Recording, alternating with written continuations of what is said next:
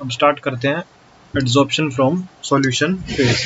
ठीक है, तो बेसिकली किसी सॉल्यूशन फेज के अंदर अगर कोई चीज सॉल्वेंट या सॉल्यूट एड्जॉर्ब हो जाए तो ये उसके बारे में। ठीक है, solid can absorb solute from solution. Basically solid solute को एब्जॉर्ब कर सकते हैं। When A solution of acetic acid in water is shaken with charcoal. Basically acetic acid water के अंदर अगर उसको चारकोल के साथ शेक किया जाए तो a part of acid is absorbed by the charcoal. मतलब एसिड के द्वारा एक पार्ट,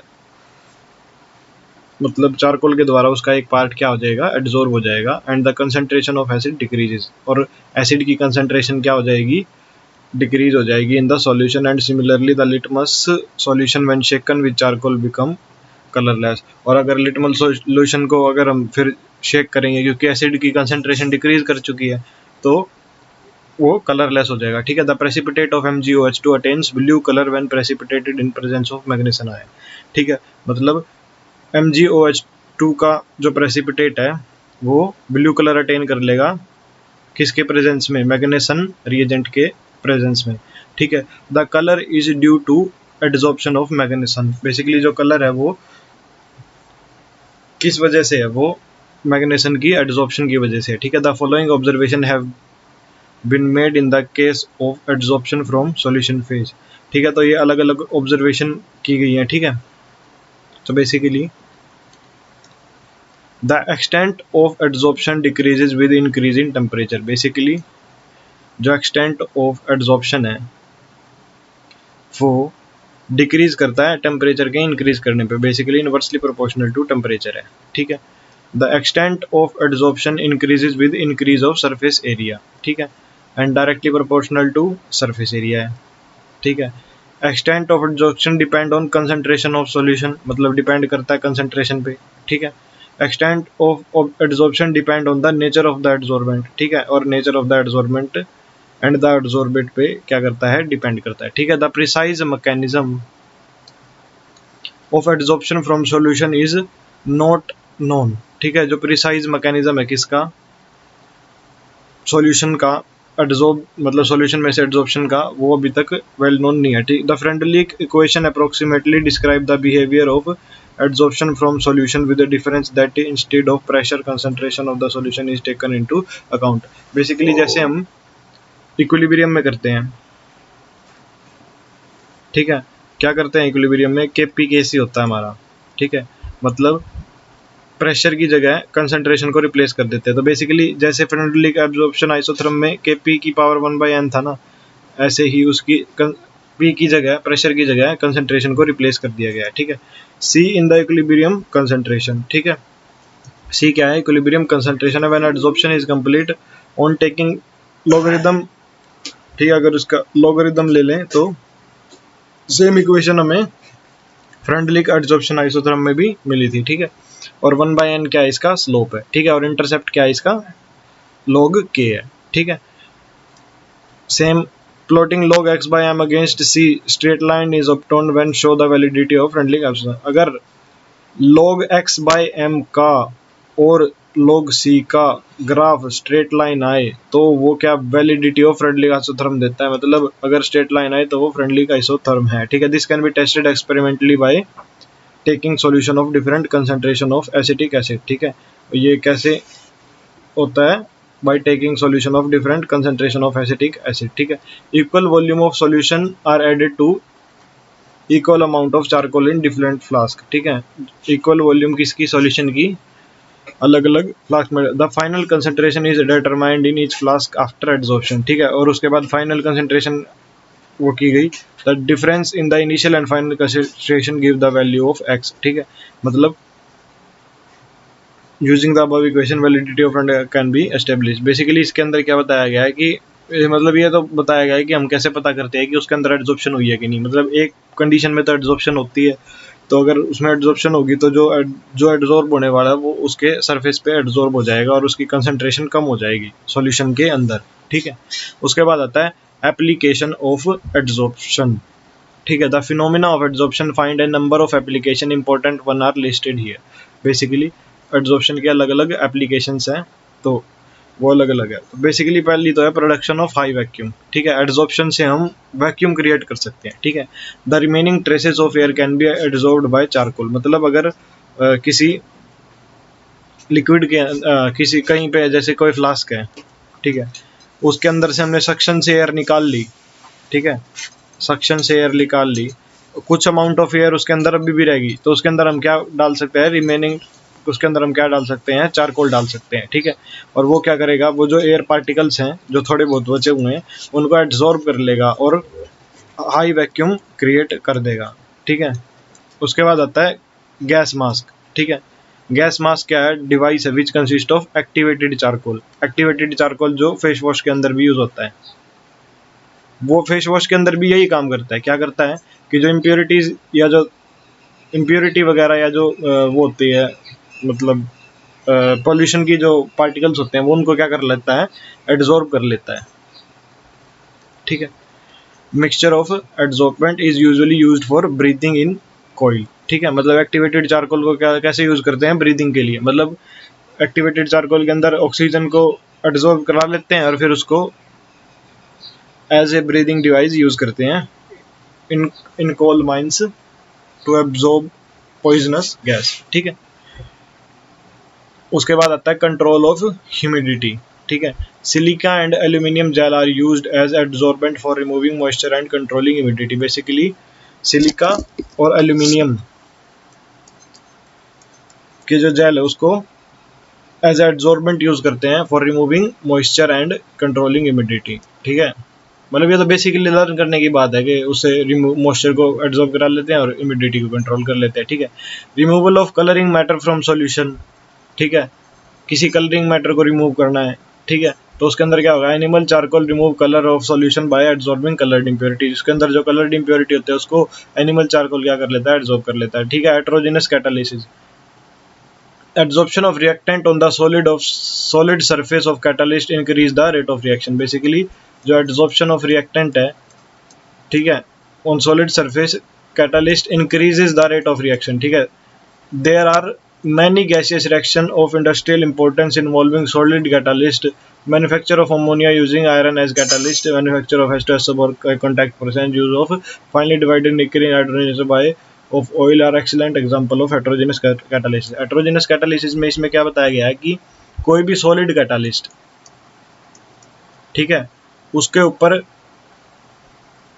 गैसेस को एब्जॉर्ब कराते हैं, ठीक है, ताकि रिएक्शन इजीली हो सके। तो इसके अंदर भी एब्जॉर्प्शन का एप्लीकेशन आया कि मतलब एब्जॉर्प्शन कैटालिस्ट कैसे, कैटालिस्ट का एक्शन कैसे होता है, वो एब्जॉर्प्शन के थ्रू होता है, ठीक है। अलग अलग प्रोसेस दी हुई है, प्रोसेस में जैसे कॉन्टैक्ट प्रोसेस H2SO4 में, ठीक है, H2SO4 वाली में, ठीक है, हाइड्रोजनेशन में, ठीक है। उसके बाद आता है separation of inert gases due to difference in degree of absorption of gases by charcoal, a mixture of noble gas can be separated by adsorption on coconut charcoal at different temperature। basically due to difference in degree of adsorption, basically अलग अलग degree of adsorption की वजह से of gases by charcoal, a mixture of noble gas can be separated by adsorption on coconut charcoal at different temperature। मतलब क्या है कि अलग अलग इनर्ट गैस है, मतलब वो अलग अलग टेम्परेचर पे अलग अलग अमाउंट में एब्जॉर्ब हो रही है, तो एक पर्टिकुलर टेम्परेचर देख के पर्टिकुलर गैस को एब्जॉर्ब करा लिया और जो रिमेनिंग बच गई वो दूसरी गैस बच गई, समझ गए, ठीक है। In curing disease a number of drugs are use to kill germs by getting absorb on them, ठीक है। एब्जॉर्प्शन में बेसिकली ड्रग्स में भी यूज होती हैं, ठीक है, जम्स को मारने के लिए, ठीक है। फ्रथ फ्लोटेशन प्रोसेस, ए लो ग्रेड सल्फाइड और इज कंसनट्रेटेड, ठीक है, लो ग्रेड सल्फाइड और को कंसनट्रेट कर देते हैं by separating it from silica, silica से सेपरेट कर देते हैं और अर्थी मैटर के using pine oil and frothing agent, ठीक है। उसके बाद आता है एब्जॉर्प्शन इंडिकेटर, ठीक है, surface of certain precipitate such as silver halide have property of adsorbing some dyes like eosin, fluorescein and thereby producing a characteristic color at the end point, ठीक है। chromatographic analysis, chromatographic analysis based on the phenomena of adsorption find the number of application in the analytical and industrial field, ठीक है। Basically chromatography किससे related है, chromatography related है photo से, ठीक है। तो बेसिकली एड्सॉर्प्शन का उसके अंदर भी बहुत सारा यूज होता है, ठीक है। उसके बाद आता है catalysis. Potassium chlorate, basically catalysis. Potassium chlorate when heated strongly decomposes slowly giving dioxygen. The decomposition occur in the temperature range of 653 to 873 Kelvin. Basically इसके अंदर क्या है कि जो पोटेशियम क्लोरेट है, ठीक है, उसको हीट करते हैं और वो क्या देता है, डाइऑक्सीजन देता है, ठीक है, और KCl देता है, ठीक है। और ये किस, अभी कैटालिसिस क्या है, कैटालिसिस हम अब पढ़ेंगे कि एक कैटालिस्ट कैसे एक रिएक्शन को इजी कर देता है, ठीक है। सेम एज ए टीचर, ठीक है, एक टीचर क्या है, एक स्टूडेंट के लिए उसका जो वर्क है उसको 3 टाइम्स इजी कर देता है, ठीक है। टीचर बोल लो, गुरु बोल लो, ठीक है, तो ये वही है, ठीक है। However when a little magnesium dioxide, अभी ये रिएक्शन बताई गई है कि 653 से और 870, इसमें कुछ कॉम्प्लेक्स नहीं बताया, इसमें बस यही बताया कि 653 से 873 केल्विन पे होती है, ठीक है।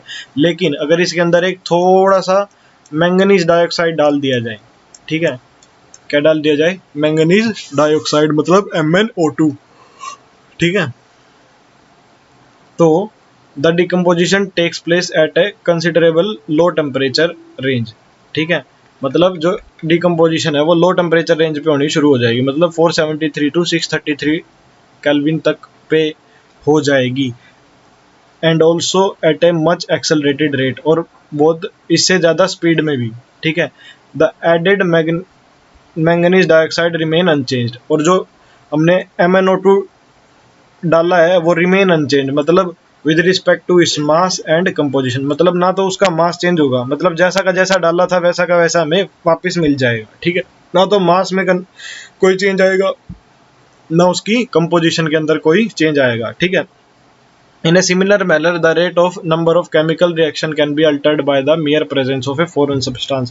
Basically जो rate of number of chemical है वो by reaction can be altered, rate reaction का कैसे चेंज कर दिया जाता है, बाय एक मियर प्रेजेंस, मतलब थोड़ी सी presence of a foreign substance, मतलब MnO2 की वेरी लिटिल अमाउंट ने ही रिएक्शन को 653 केल्विन से 473 तक पहुंचा दिया। तो मतलब देखो कि इसका कितना इम्पैक्ट है इस रिएक्शन के ऊपर, ठीक है।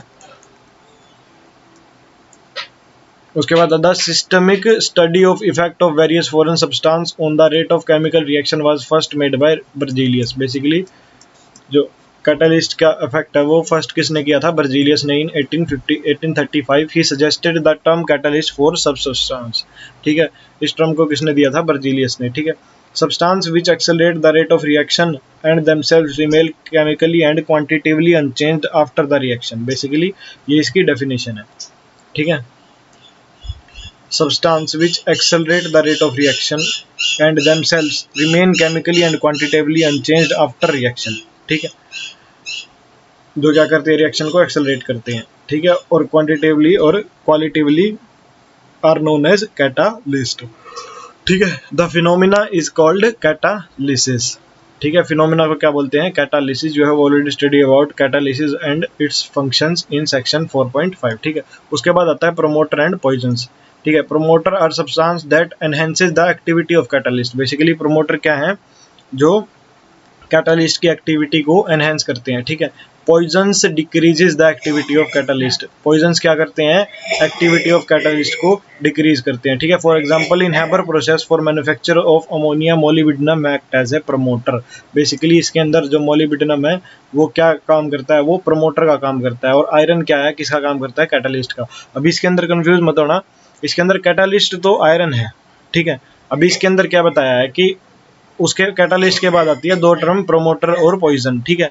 एक प्रोमोटर तो जो कैटालिस्ट को फेवर करे, मतलब उसकी एक्टिविटी को एनहेंस करे, कैटालिस्ट की एक्टिविटी को एनहेंस करे। पॉइजन जो कैटालिस्ट की एक्टिविटी को सप्रेस करे, ठीक है। तो ये वो है, तो मतलब हैबर प्रोसेस में आयरन कैटालिस्ट है, ठीक है। इसका प्रमोटर कौन है, मोलिब्डेनम, ठीक है। उसके बाद आता है होमोजेनस एंड हेटेरोजेनस कैटालिसिस, ठीक है। होमोजेनस एंड हेटेरोजेनस कैटालिसिस, ठीक है। Catalysis can be broadly divided into two groups, ठीक है। दो ग्रुप में इसको कन्वर्ट कर डिवाइड करते हैं। Homogeneous catalysis when reactant and catalyst are in same phase, जब रिएक्टेंट और कैटालिस्ट सेम फेज में हो, मतलब लिक्विड और gas. The process is said to be homogeneous catalysis. The following are some of the example of the homogeneous catalysis. Basically इसके अंदर क्या है कि रिएक्टेंट ने क्या बनाया, प्रोडक्ट बनाया, ठीक है। रिएक्टेंट लिक्विड है, प्रोडक्ट भी लिक्विड है, ये क्या हो गया, होमोजेनस कैटालिसिस। रिएक्टेंट ने प्रोडक्ट बनाया, ठीक है, ये सॉलिड है, ये भी सॉलिड है, तो ये क्या हो गया, होमोजेनस कैटालिसिस, ठीक है। सेम अगर गैस है मतलब फेज चेंज नहीं हो रहा, ठीक है। फेज कौन से होते हैं, सॉलिड, लिक्विड, गैस, ठीक है। ये क्या होते हैं, फेज होते हैं, ठीक है। Oxidation of sulphur dioxide into sulphur trioxide. Basically किसका ऑक्सीडेशन, सल्फर डाइऑक्साइड का सल्फर ट्राइऑक्साइड में with dioxygen in presence of oxide of nitrogen in lead chamber, ठीक है। बेसिकली ये क्या है, SO2 गैस है, O2 गैस है, ठीक है। NO क्या है, कैटालिस्ट है, और ये भी क्या है, गैस है, ठीक है। SO3 भी क्या है, गैस है, ठीक है। The reactant sulphur dioxide and oxygen and the catalyst nitric oxide are all in same phase. Basically सारे के सारे क्या हैं, गैस हैं, ठीक है। उसके बाद आता है hydrolysis of methyl acetate is catalysed by H+ ion, ठीक है। हाइड्रोलिसिस किसकी, मिथाइल एसीटेट की, कौन कैटलाइज करता है, H+ आयन, ठीक है। And furnished bye hydrochloric acid, ठीक है। बेसिकली क्या है, इसमें कैटालिस्ट तो H+ आयन है, लेकिन ये H+ आयन भी हमें कहीं से चाहिए तो वो HCl से मिलता है, ठीक है। बेसिकली ये भी लिक्विड है, ये भी लिक्विड है, ठीक है। HCl भी लिक्विड है, ठीक है, ये भी लिक्विड है और ये भी लिक्विड है, ठीक है। अच्छा, एक्वस और लिक्विड में क्या डिफरेंस होता है, एक्वस तो होता है कि वाटर के अंदर, ठीक है, मतलब अब ये क्या है, एसिटिक एसिड है ये, ठीक है। ये एसिटिक एसिड वाटर के अंदर है, ठीक है, मतलब वाटर के अंदर एसिटिक एसिड डाली हुई है, लेकिन ये मिथाइल एसीटेट लिक्विड है, ये वाटर के अंदर नहीं है, वाटर अलग है, लेकिन ये मिथाइल एसीटेट लिक्विड फॉर्म में है, समझे। मतलब लिक्विड में और एक्वस में ये फर्क है, एक्वस तो वाटर के अंदर होता है, ठीक है। Both the reactant and catalyst are in same phase. Basically सारे के सारे लिक्विड है, ठीक है। Hydrolysis of sugar is catalysed by H+ ion furnished by sulphuric acid. Basically इसके अंदर भी सेम है कि शुगर का हाइड्रोलिसिस, उसके अंदर क्या है, H2SO4 भी लिक्विड है, ये भी लिक्विड है, ये भी लिक्विड है, ये भी लिक्विड है, सब कुछ लिक्विड है, मतलब रिएक्टेंट और प्रोडक्ट सेम फेज में है, तो उसको क्या बोलते हैं, होमोजेनस कैटालिसिस, ठीक है। Both the reactant and the catalyst are in same phase, ठीक है। उसके बाद आता है हेटेरोजेनस कैटालिसिस, ठीक है। The catalytic process in which the reactant and the catalyst are in different phase are known as heterogeneous catalysis. Basically जो reactant, जैसे रिएक्टेंट ने प्रोडक्ट बनाया, ठीक है, अब ये सॉलिड है, ये गैस है, ये लिक्विड है, ये गैस है, ठीक है, ये गैस है, ये सॉलिड है, मतलब ये डिफरेंट है, रिएक्टेंट अलग है और प्रोडक्ट अलग है, ठीक है। उसको क्या बोलते हैं, हेटेरोजेनस कैटालिसिस, ठीक है। Some of the example of heterogeneous catalysis are given below, ठीक है। Oxidation of sulphur dioxide and sulphur trioxide in presence of PT क्या है, प्लेटिनम, ठीक है। किसका, सल्फर डाइऑक्साइड का सल्फर ट्राइऑक्साइड में ऑक्सीडेशन, ठीक है। इसके अंदर क्या है, ये प्लेटिनम सॉलिड है, ये गैस है, ठीक है, तो ये क्या होगी, हेटेरोजेनस कैटालिसिस। मतलब रिएक्टेंट और प्रोडक्ट और कैटालिस्ट, रिएक्टेंट और कैटालिस्ट किस में है, अलग अलग फेज के अंदर है, ठीक है।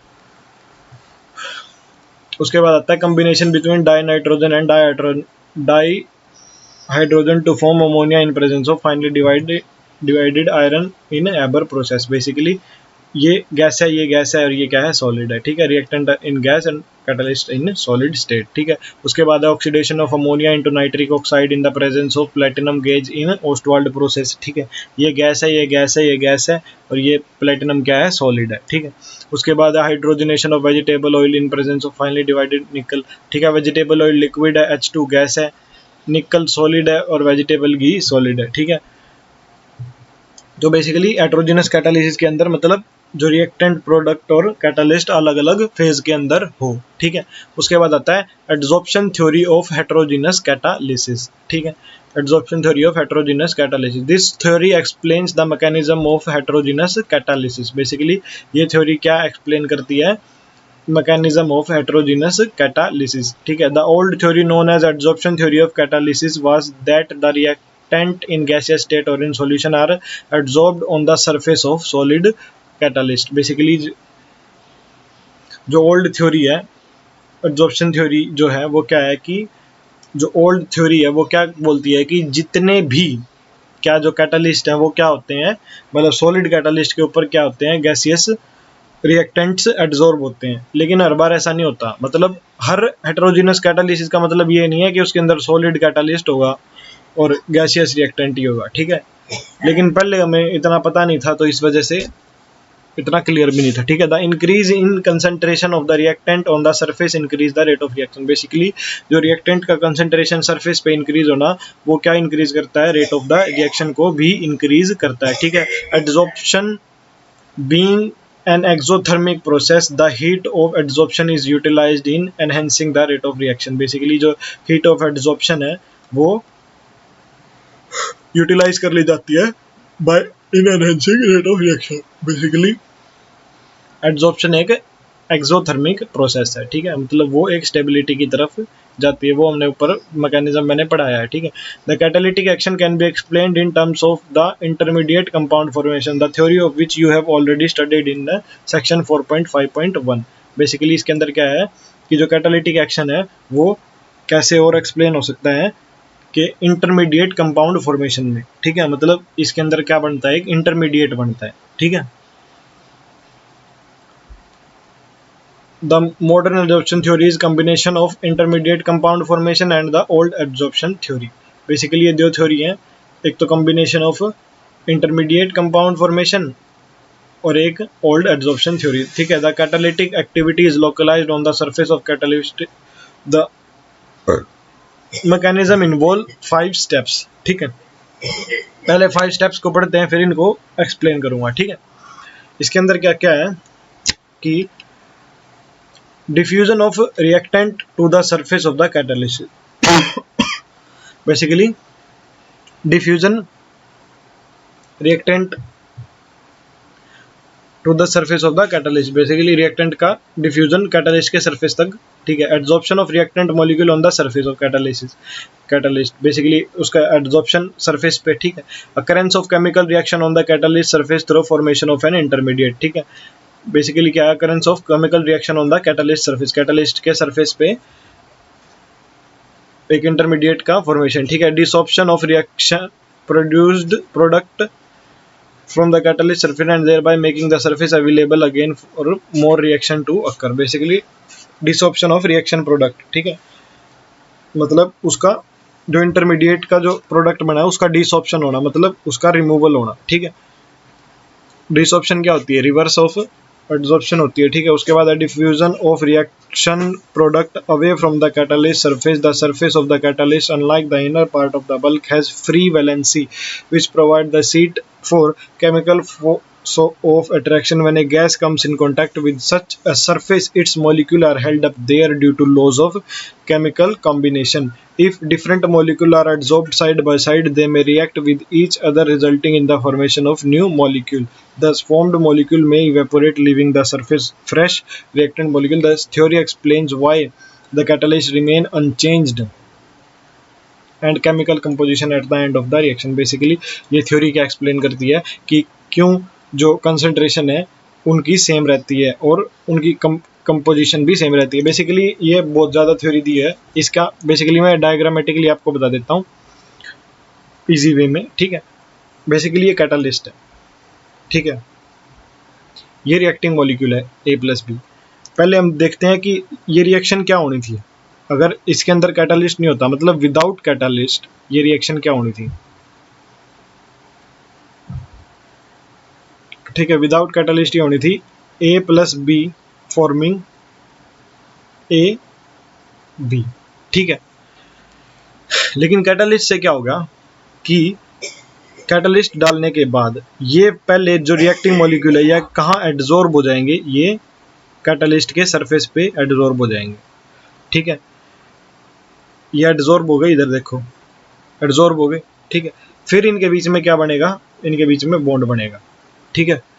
और ये जो बॉन्ड बनेगा इसको क्या बोलते हैं, इंटरमीडिएट। बेसिकली इंटरमीडिएट फॉर्मेशन क्या है, ठीक है। ओल्ड थ्योरी क्या बोलती थी कि कैटलिस्ट के सरफेस पे जो गैसियस मॉलिक्यूल है वो एड्सॉर्ब होंगे, तो वो भी एड्सॉर्ब हो रहे हैं, ठीक है। अच्छा, इंटरमीडिएट फॉर्मेशन वाली थ्योरी थी जो, वो भी हो रही है। तो मॉडर्न थ्योरी क्या थी, कॉम्बिनेशन दोनों की, ठीक है। तो दोनों थ्योरी के हिसाब से ये एड्सॉर्प्शन भी हो रहा है और ये उसका इंटरमीडिएट फॉर्मेशन भी हो रहा है। फिर उसके बाद क्या होता है, उसका desorption of product molecule, basically reverse of adsorption, ठीक है।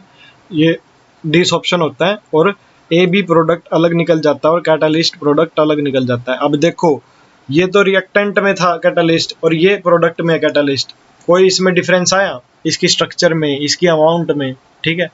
तो बेसिकली ये थ्योरी जो ये 5 लाइन है यही एक्सप्लेन करती है, ठीक है। It how does not explain the action of catalytic promoter and catalytic poison.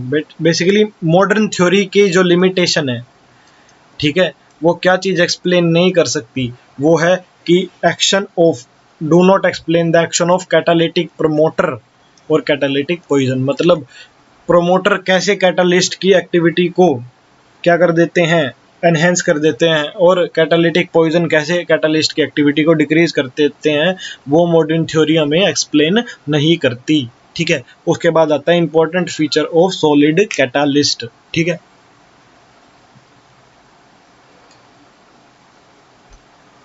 Important feature of solid catalyst, ठीक है। पहला तो है activity. The activity of catalyst depend upon the strength of the chemisorption to a large extent. Basically जो activity है, ठीक है, वो किसके ऊपर डिपेंड करती है, स्ट्रेंथ ऑफ कैमियोसॉर्प्शन, ठीक है, कि मतलब उसकी कितनी स्ट्रेंथ है, ठीक है। The reactant must be get absorbed reasonably strongly on the catalyst to become active. Basically जो भी रिएक्टेंट मॉलिक्यूल है, जो ये रिएक्टेंट मॉलिक्यूल है, इनके अंदर इतनी कैपेबिलिटी होनी चाहिए कि ये इसके ऊपर जाके एब्जॉर्ब हो जाए, ठीक है, ठीक है। इसके अंदर और कैटलिस्ट के अंदर भी स्ट्रेंथ ऑफ कैमियोसॉर्प्शन होनी चाहिए, ठीक है, मतलब वो उसको एब्जॉर्ब कर ले बाय कैमियोसॉर्प्शन, मतलब केमिकल एब्जॉर्प्शन, ठीक है। However they must not get absorbed so strongly that they are immobilised and the reactant are left with no space on the catalyst surface for absorption. It has been found that for hydrogenation reaction the catalytic activity increase from, ठीक है। Basically इसके अंदर आगे क्या बताया गया है कि अब ये इतने भी स्ट्रांग नहीं होने चाहिए, स्ट्रांग होने चाहिए कि इसके ऊपर जाके ये अटैच हो जाए, लेकिन अब ये इतने भी स्ट्रांग नहीं होने चाहिए कि इसके ऊपर अटैच हो जाए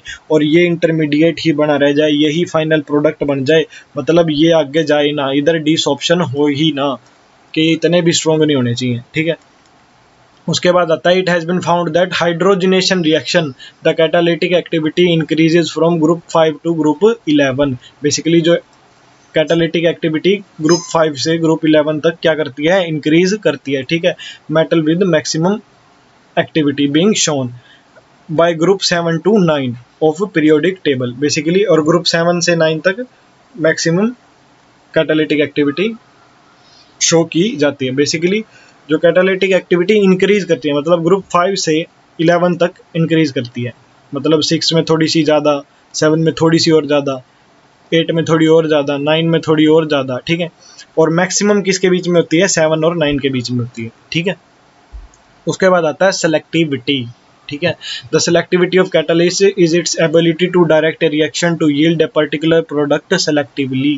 बेसिकली सेलेक्टिविटी क्या है, कैटलिस्ट की एबिलिटी है टू डायरेक्ट ए रिएक्शन, मतलब उस रिएक्शन को डायरेक्ट करना, उसको डायरेक्शन देना, ठीक है, मतलब कि किसको रिएक्ट करना है, किसके साथ रिएक्शन करना है। When under the same reaction condition many product are possible selectivity of different catalyst from same reactant, ठीक है, is different। basically for example ये आपको example से clear होगा, starting with H2CO using different catalyst we get different product। basically selectivity क्या है कि कौन सा जो कैटालिस्ट है सिलेक्ट किया जाए। बेसिकली कैटालिस्ट रिएक्टेंट पे किस जगह पे काम करेगा जो कैटालिस्ट, ठीक है।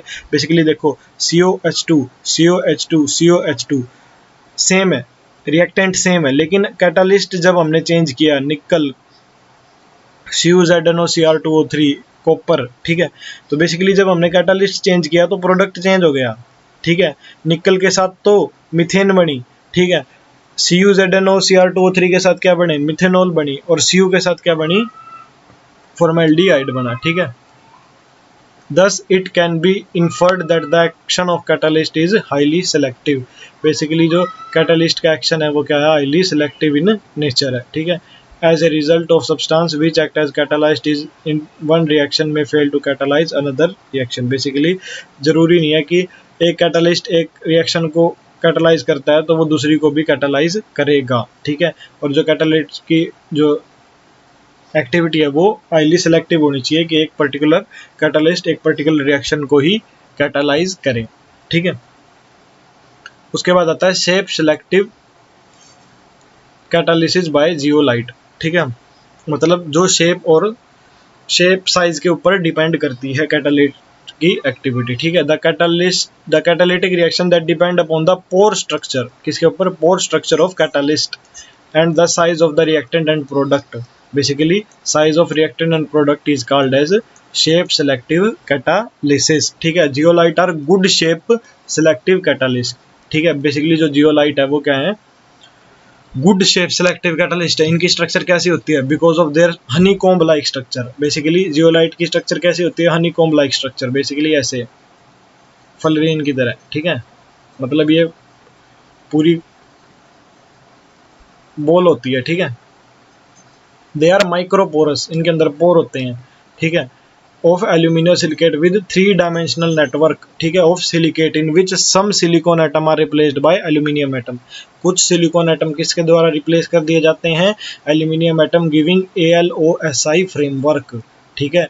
AlOSi फ्रेमवर्क, ठीक है, ठीक है। The reaction taking place in zeolite depend upon the size and shape of the reactant and product molecule as well as upon the pore and cavity of the zeolite.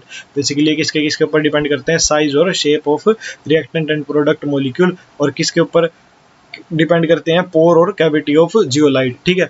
They are found in nature as well as synthesized for catalytic selectivity. Basically किसके अंदर found मिलते हैं, nature के अंदर और catalytic selectivity, ठीक है। Zeolite are being very widely used as catalyst in petrochemical industry. Basically जो जियोलाइट है उसका एक वाइड यूज है किसके अंदर, पेट्रोकेमिकल इंडस्ट्री के अंदर, ठीक है। फॉर क्रैकिंग ऑफ, काम क्या है, काम क्या है, for cracking of hydrocarbon. Basically petrol industry में इसका क्या काम है, जियोलाइट का वो क्या काम है, cracking of hydrocarbon and isomerization, ठीक है। क्या क्या काम है, क्रैकिंग ऑफ हाइड्रोकार्बन और isomerization. An important geo catalyst used in petrochemical industry is ZSM5। Basically जो एक इम्पोर्टेंट कैटालिस्ट वो क्या है, ZSM5। It converts alcohol directly into gasoline. Basically ये किसको कन्वर्ट कर देता है, अल्कोहल को किसके अंदर कन्वर्ट कर देता है, गैसोलिन के अंदर, by dehydrating them to give a mixture of hydrocarbon, ठीक है। उसके बाद आता है एंजाइम कैटालिसिस, ठीक है। Enzymes are complex nitrogenous organic compound. Basically इसके अंदर हम पढ़ेंगे सारा एंजाइम से रिलेटेड। बेसिकली एंजाइम कैटालिस्ट होते हैं लेकिन वो नेचुरल फॉर्म वाले कैटालिस्ट होते हैं, ठीक है। बेसिकली एंजाइम कैटालिसिस, ठीक है।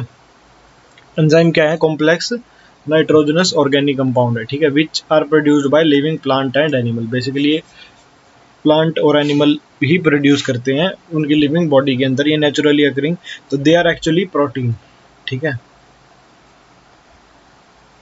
ठीक है। Molecule of higher molecular mass, ठीक है, high molecular mass and form colloidal solution in water, ठीक है। बेसिकली ये क्या बनाते हैं, colloidal solution. They are very effective catalyst, catalyse numerous reaction. Basically effective catalyst है, अलग अलग रिएक्शन को कैटालाइज कर रहे हैं, specially those connected with natural processes. Basically जो कि उन रिएक्शन को कैटालाइज करते हैं जो कि नेचुरल प्रोसेसेस के साथ कनेक्टेड होती है, ठीक है। Numerous reaction that occur in the body of animal and plant to maintain life process are catalysed by enzyme. Basically अलग अलग रिएक्शंस जो कि एनिमल की बॉडी के अंदर मेंटेन करने के लिए अलग अलग लाइफ प्रोसेसेस होती है वो कैटालाइज्ड बाय एंजाइम होती है, ठीक है। The enzyme are thus termed as biochemical catalyst. Basically जो एंजाइम को क्या बोलते हैं हम, biochemical catalyst, and the phenomena is known as biochemical catalysis. Basically और फिनोमिना को क्या बोलते हैं, बायोकेमिकल कैटालिसिस, ठीक है। Many enzyme have been obtained in pure crystalline form, ठीक है। बहुत सारे एंजाइम किस फॉर्म में ऑब्टेन हुए हैं, प्योर क्रिस्टलाइन स्टेट में फ्रॉम लिविंग सेल, ठीक है। However, the first enzyme was synthesized in the laboratory in 1969, ठीक है। The following are some of the example of enzyme catalyzed reaction, basically अलग अलग एग्जाम्पल है, ठीक है। इन्वर्जन ऑफ केन शुगर, ठीक है। इसके अंदर क्या यूज होता है, इन्वर्टेज यूज होता है, ठीक है। क्या करता है, केन शुगर को ग्लूकोज और फ्रक्टोज में कन्वर्ट कर देता है, ठीक है। उसके बाद conversion of glucose into ethyl alcohol, ठीक है। इसके अंदर क्या होता है, जो जाइमेज एंजाइम होता है, ठीक है, जाइमेज एंजाइम होता है, वो क्या करता है, ग्लूकोज को इथाइल अल्कोहल के अंदर कन्वर्ट और कार्बन डाइऑक्साइड के अंदर कन्वर्ट कर देता है, ठीक है। उसके बाद conversion of starch into maltose, ठीक है। इसके अंदर कौन सा एंजाइम होता है, डायस्टेज एंजाइम होता है, जो कि क्या करता है, स्टार्च को माल्टोज के अंदर कन्वर्ट कर देता है, ठीक है। उसके बाद आता है conversion of maltose into glucose, basically maltose का ग्लूकोज में कन्वर्ट होगा। The maltase enzyme convert maltose into glucose, ठीक है। जो माल्टोज एंजाइम है वो क्या करता है, ग्लूकोज के अंदर कन्वर्ट कर देता है, ठीक है। उसके बाद आता है decomposition of urea into ammonia and carbon dioxide, ठीक है। बेसिकली यूरिया का डिकम्पोजिशन, बेसिकली ये क्या है, ये NH2CO NH2 यूरिया, ठीक है। इसका डिकम्पोजिशन किसके द्वारा होता है, यूरिएज के द्वारा होता है, ठीक है, जो कि इसको NH3 और CO2 के अंदर कन्वर्ट कर देता है। इन stomach the pepsin enzyme convert protein into peptide, while in intestine the pancreatic trypsin convert protein into amino acid by hydrolysis, basically stomach के अंदर जो पेप्सिन एंजाइम है वो प्रोटीन को किसके अंदर कन्वर्ट कर देता है, पेप्टाइड के अंदर, ठीक है। जो पेप्सिन किसके अंदर होता है, स्टमक के अंदर होता है, अगर आपने डाइजेशन एब्जॉर्प्शन में पढ़ा हो, ठीक है। तो जो पेप्सिन एंजाइम है वो प्रोटीन को पेप्टाइड में कन्वर्ट कर देता है, और लेकिन इंटेस्टाइन में वो क्या करता है, pancreatic trypsin convert protein into amino acid by hydrolysis, basically जो ट्रिप्सिन है, पैनक्रिएटिक ट्रिप्सिन है, वो क्या करता है, प्रोटीन को अमीनो एसिड के अंदर कन्वर्ट कर देता है, ठीक है। बेसिकली प्रोटीन की जो स्मॉलेस्ट यूनिट क्या होती है, वो अमीनो एसिड होती है, ठीक है। Conversion of milk into curd is an enzymatic reaction brought about by lactobacilli enzyme present in curd, ठीक है। बेसिकली जो कन्वर्जन ऑफ मिल्क किसके अंदर, कर्ड के अंदर, क्या है, वो एक एंजाइमेटिक रिएक्शन है जो कि किसके अंदर प्रेजेंट होता है, कर्ड के अंदर प्रेजेंट होता है, ठीक है। ये बेसिकली टेबल है जो ऊपर हमने रिएक्शन पढ़ी है उनके वही हैं, इसके अंदर कोई भी नया नहीं है, बस ये सोर्स बताए हुए हैं कि इन्वर्टेज का यीस्ट, जाइमेज का यीस्ट, डायटेज का माल्ट, माल्टेज का यीस्ट, यूरिएज का सोयाबीन, पेप्सिन का। इसके अंदर एक चीज देख लेना, डायटेज किसका सोर्स है, माल्ट का, मतलब इसमें कंफ्यूज मत कर देना, कभी माल्टेज कर दो माल्ट का, ठीक है। डायस्टेज है और माल्टेज का सोर्स क्या है, यीस्ट, ठीक है। उसके बाद है characteristics of enzyme catalysis, basically enzyme catalysis है, उसकी कैरेक्टरिस्टिक्स क्या क्या हैं, ठीक है।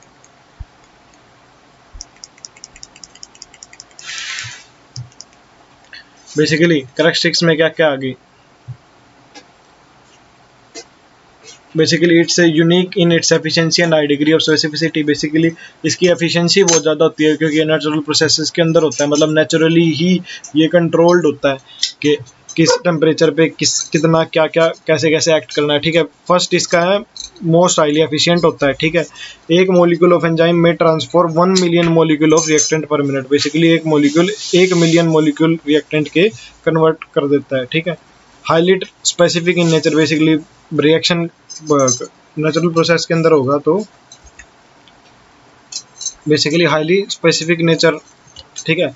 Enzyme, each enzyme is specific for a given reaction, basically her reaction के लिए, क्योंकि अब नेचुरल प्रोसेस के अंदर होगा तो नेचुरल प्रोसेस के अंदर वो एक पर्टिकुलर रिएक्शन को ही करेगा।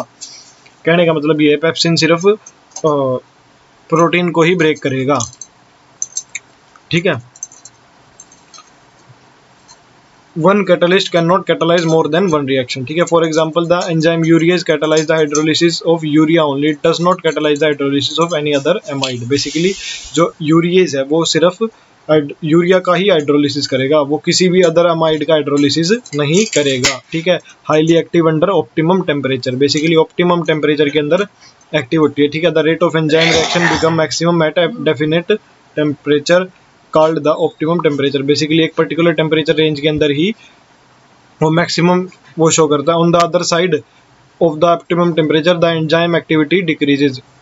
लेकिन अलग साइड पे वो क्या करता है, एंजाइम एक्टिविटी डिक्रीज कर जाता है, ठीक है। The optimum temperature range for enzymatic activity is 298 to 3010 kelvin. Basically जो ऑप्टिमम टेम्परेचर रेंज है वो 298 टू ये बेसिकली 25 टू 37 डिग्री सेल्सियस है, ठीक है। Human body temperature being 3010 is suited for enzyme catalysed reaction. Basically 3010 क्या है, 37 डिग्री, ये बेसिकली क्या है, ह्यूमन बॉडी का जो टेम्परेचर होता है, ठीक है। और तो ये सूट करता है किसको, एंजाइमेटिक कैटालाइज्ड रिएक्शन को, ठीक है।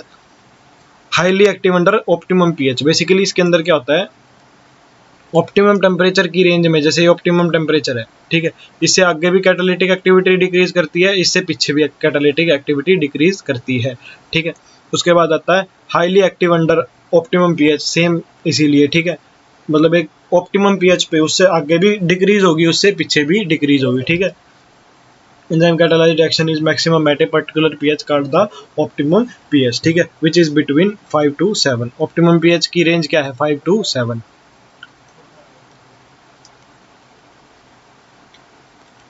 increasing activity in presence of activator of and coenzyme, the enzymatic activity is increased in presence of certain substance known as coenzyme, ठीक है। बेसिकली जो एंजाइम एक्टिविटी इंक्रीज होती है किसकी प्रेजेंस में, कुछ सब्सटेंस की प्रेजेंस में, उन सब्सटेंस को क्या बोलते हैं, coenzyme। It has been observed that when a small non-protein vitamin present along with an enzyme, the catalytic activity is considerably enhanced।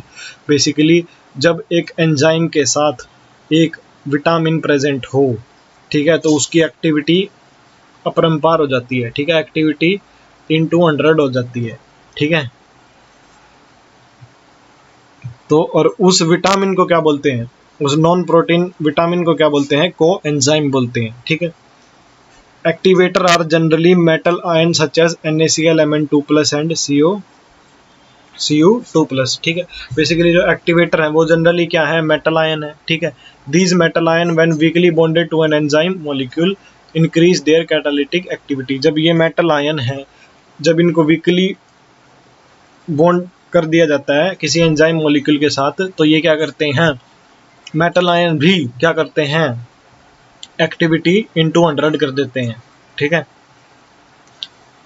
मतलब एक्टिविटी इंक्रीज कर देते हैं, ठीक है। Amylase in presence of sodium chloride Na+ ion are catalytically very active. Basically ये भी क्या करते हैं, Na+ आयन उसकी एक्टिविटी को इंक्रीज कर देते हैं। Influence of inhibitor and poison like ordinary catalyst, enzyme are also inhibited or poisoned by the presence of certain substance. The inhibitor or poison interact with the active functional group on the enzyme surface and often reduce or completely destroy the catalytic activity of the enzyme. The use of many drugs is related to their action and enzyme inhibitor in body, ठीक है। इसके ऊपर किसका influence होता है, influence of inhibitor और poison का, ठीक है। जैसे नॉर्मल कैटालिस्ट पे होता है कि उसकी इनहिबिटर से और या पॉइजन से उसकी एक्टिविटी डिक्रीज हो जाती है, ठीक है। ऐसे ही जो एंजाइम है वो भी, उनका भी इन्फ्लुएंस इनहिबिटर के ऊपर होता है, ठीक है। बेसिकली वो क्या करते हैं, वो कुछ फंक्शनल ग्रुप ऐड कर देते हैं एंजाइम के सरफेस पे, जो कि क्या करते हैं, उनकी जो एक्टिविटी है उसको रिड्यूस कर देते हैं या उसकी एक्टिविटी को डिस्ट्रॉय कर देते हैं, ठीक है। कुछ ड्रग्स का यूज ऐसे ही होता है कि वो कोई जर्म है उसके ऊपर ऐसे फंक्शनल ग्रुप ऐड कर देंगे कि वो उसकी एक्टिविटी डिस्ट्रॉय हो जाएगी, ठीक है। उसके बाद आता है मैकेनिज्म ऑफ एंजाइम कैटालिसिस, ठीक है। There are number of cavities present on the surface of colloidal surface of enzyme. These cavity are of characteristic shape and possesses active groups such as NH2, COH, SHOL. They are actually the active centers on the surface of enzyme particles. The molecule of reactant substrate which have complementary shape fit into these cavity just like a key fit into lock.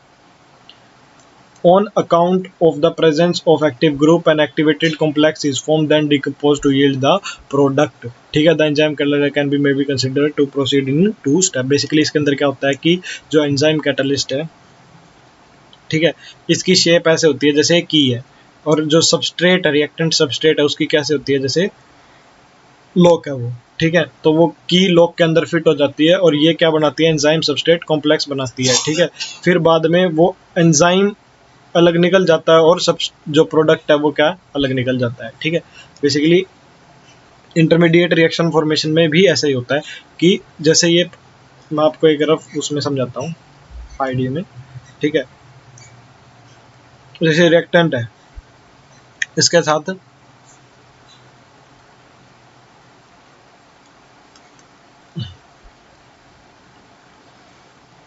ये तो normal reaction थी, ठीक है। लेकिन अगर इसके अंदर हम कैटालिस्ट यूज कर ले तो वो कैटालिस्ट क्या करेगा, पहले आरसी बनाएगा, ठीक है। फिर वो आरसी इसके अंदर इंटरमीडिएट उसका क्या बनाएगा, वो आरपी, आरपी सीपी, मतलब वो रिएक्टेंट और उसके साथ मिलके क्या बना देगा, सीपी बना देगा। और फिर ये दोनों क्या हो जाएंगे, सी अलग हो जाएगा और पी अलग हो जाएगा, ठीक है। मतलब ये रिएक्शन के आगे पीछे सेम, ठीक है। तो बेसिकली इसके अंदर भी, एंजाइम के अंदर भी ऐसे होता है, एंजाइम भी तो कैटालिस्ट होते हैं, ठीक है। तो वो ऐसे ही एक एंजाइम सबस्ट्रेट कॉम्प्लेक्स बनाते हैं और फिर वो अलग अलग हो जाते हैं, ठीक है। इसके अंदर बताया गया है binding of substrate to form activated complex, ये एक्टिवेटेड कॉम्प्लेक्स बनाते हैं, ठीक है। फिर उसका डिकम्पोजिशन होता है, ठीक है, वो ई और पी में अलग अलग कन्वर्ट हो जाते हैं, ठीक है। उसके बाद आता है catalyst in industry. Basically industry के अंदर catalyst, some of the important technical catalyst process are list in here, ठीक है। फर्स्ट तो हैबर प्रोसेस है, फॉर्मेशन ऑफ अमोनिया, ठीक है। उसके बाद ऑस्टवाल्ड प्रोसेस है, क्या है, मैन्युफैक्चर ऑफ नाइट्रिक एसिड, ठीक है।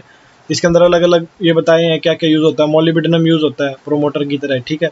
आयरन क्या होता है इसके अंदर, कैटालिस्ट होता है, ठीक है। इसके अंदर प्लेटिनम एस्बेस्टस होता है, इसके अंदर प्लेटिनम एस्बेस्टस और वेनेडियम पेंटॉक्साइड होता है। किसके अंदर, कॉन्टैक्ट प्रोसेस के अंदर। कॉन्टैक्ट प्रोसेस क्या होती है, मैन्युफैक्चर ऑफ सल्फ्यूरिक एसिड, ठीक है। तो बेसिकली ये हमारा कैटालिस्ट वाला पार्ट और कोलोइड हम करेंगे नेक्स्ट वीडियो में, ठीक है।